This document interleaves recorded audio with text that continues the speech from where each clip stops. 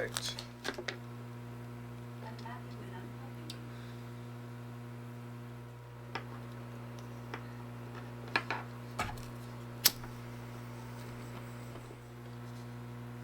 Like, comment, subscribe.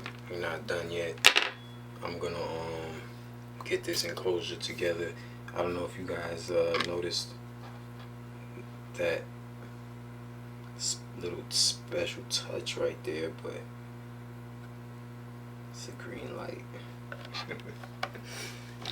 Alright, man, I'm gonna put this together. Yeah, stay tuned.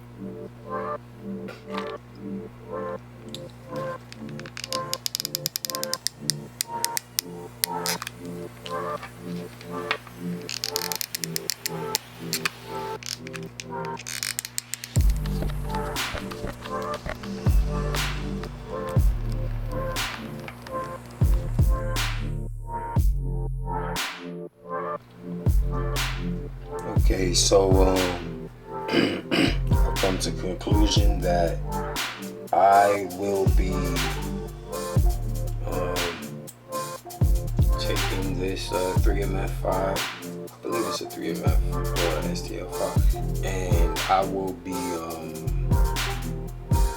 I'm gonna redo it. I'm gonna basically stretch the file. I'm gonna stretch the printout, so I'm basically just gonna make this case a bit longer. I'm gonna keep all the dimensions the same. I'm just gonna make it longer. I'm just gonna add to the back so that everything fits snug, so that this isn't poking out right here on the edge, so that sits flush, so that this can actually go in without bumping into the battery pack. So this battery pack has to be about an inch back. Also back. It's about 82 inches, so about an inch. We can move this back about an inch to an inch and a half, maybe, just so that these trays can drop in there flush. And yeah, that's about it. We call this the prototype.